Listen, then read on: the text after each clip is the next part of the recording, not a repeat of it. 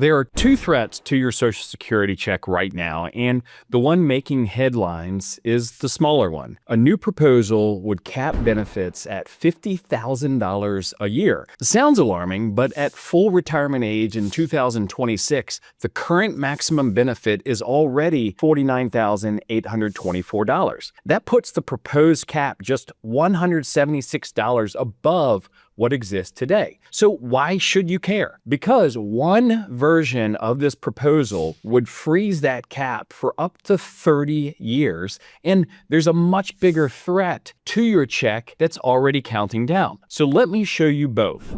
In March 2026, the Committee for a Responsible Federal Budget, which is just an independent think tank, not Congress, published a proposal called the six-figure limit.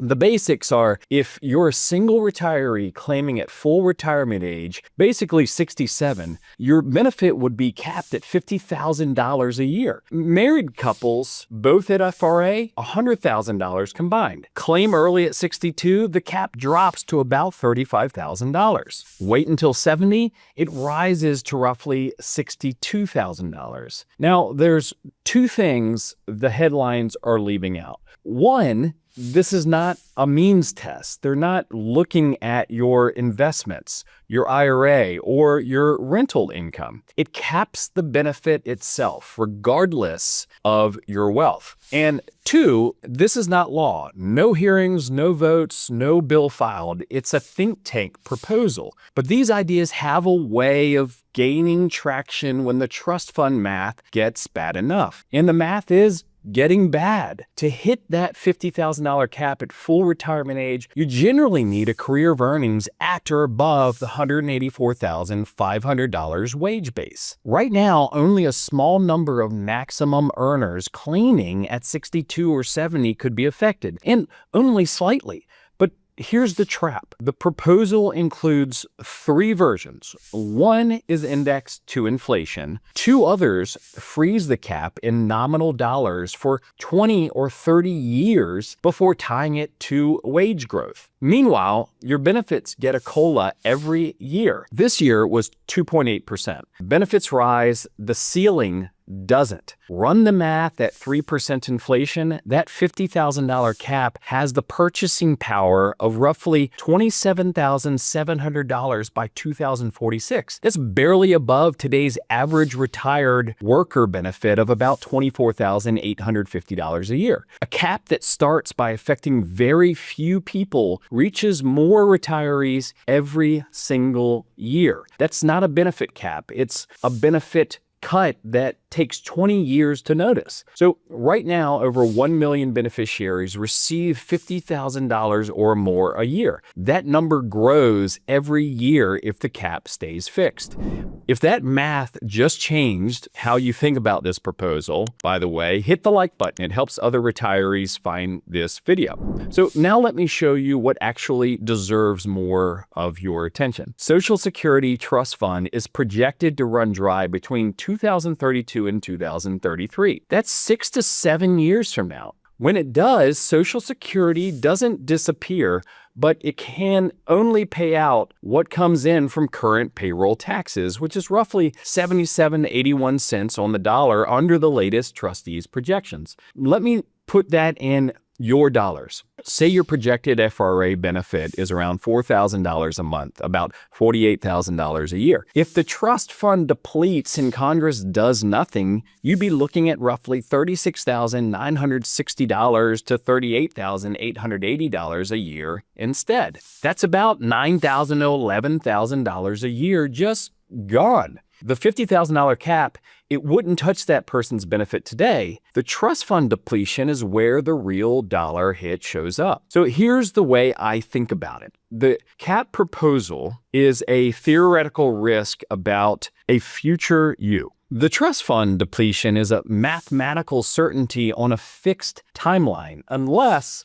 of course, Congress acts. One deserves your worry, the other deserves your plan. Before I show you exactly what to do about this, quick question. Are you planning around full Social Security benefits, or are you already building in a haircut? Drop your answer in the comments below. I read every single one, and I'm genuinely curious where your head is on this one. Now, here's a deeper point that most high earners don't fully appreciate. Social Security was always designed to replace a bigger share of income for lower earners than for higher earners. The first dollars of career earnings get replaced at 90 cents on the dollar. Your highest dollars, only 15 cents. That's not a policy change, that's just the original architecture. The $50,000 cap just makes what was always true, I guess, more visible, you might say.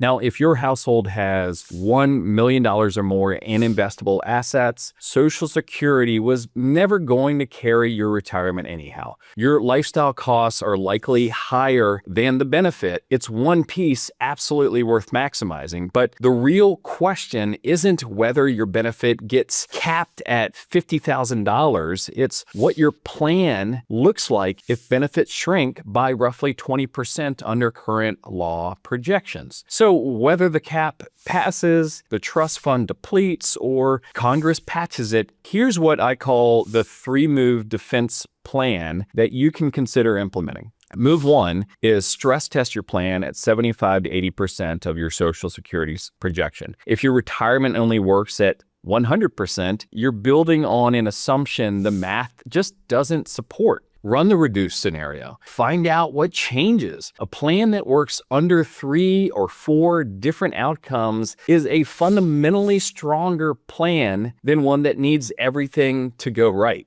Move 2, revisit your claiming strategy now. Even under the cap proposal, delayed credits still apply. The cap at 70 would be roughly $62,000 versus $50,000 at FRA. But weigh the value of waiting against the risk that rules shift before you claim. Timing matters more than ever when the rules are uncertain. So move 3, check your withdrawal sequencing. If Social Security delivers less income, you'll lean harder on your portfolio. That changes which accounts you pull from and when. Lower projected Social Security income may open a larger window for Roth conversions, or more room in lower tax brackets for strategic conversions before RMDs kick in, for example. Talk to your advisor about whether that applies to your specific numbers.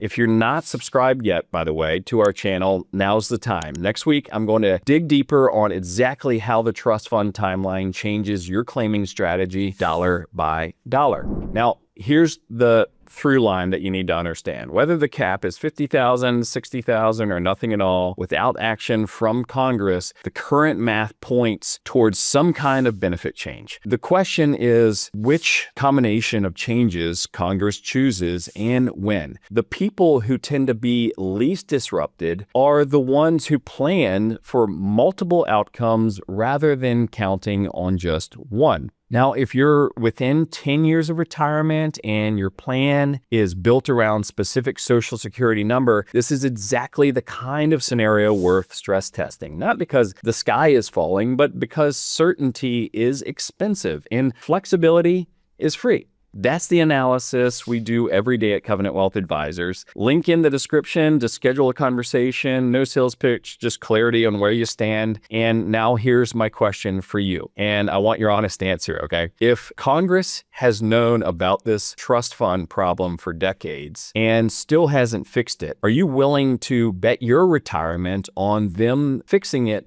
now, or are you already building a plan that works either way? Tell me in the comments. And if you want to see how the trust fund timeline specifically changes your claiming strategy, that video is right here. I'll see you there.